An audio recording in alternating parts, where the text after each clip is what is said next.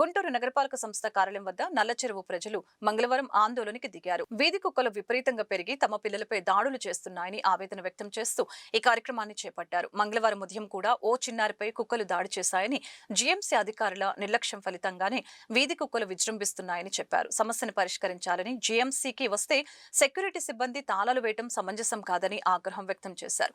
ఇప్పటికైనా తమ ప్రాంతంలో వీధి కుక్కలను నియంత్రించాలని నల్లచెరువు వాసులు కోరారు.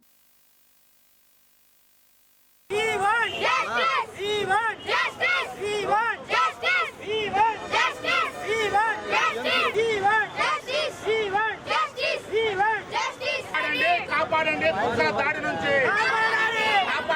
కాపాడండి కుక్కల దాడి నుంచి. ఇవాళ తెల్లారుజామున మా అబ్బాయి ఇంట్లో నుంచి బయటకు వచ్చాడు.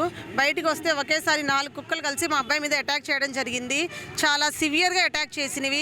ఇక్కడ విండ్ పైప్ కూడా కట్ అయిపోయి బాబుకి నోట్ నుంచి గాలి తీసుకోవడం, ముక్కు నుంచి గాలి తీసుకోవడం వీలు కావట్లేదు. బయటకు వస్తుంది గాలి, ముక్కులో నుంచి తీసుకున్న గాలి బయటకు వస్తుంది. మాట కూడా రావట్లేదు. చాలా క్రిటికల్గా కండిషన్ ఉందని డాక్టర్లు చెప్పారు. మరి ఇదంతా జరగడానికి కారణం మా వీధిలో ఉన్న కుక్కలే.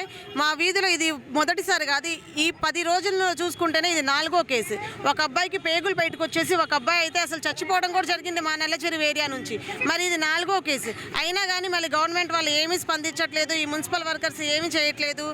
మొన్న మా ఏరియాలో జరిగిన కేసుకి గల్లా మాధవి గారు వచ్చారు, ఫోటోలు తీశారు, మీడియా మాట్లాడారు, వీడియో తీశారు. ఇంకంతే.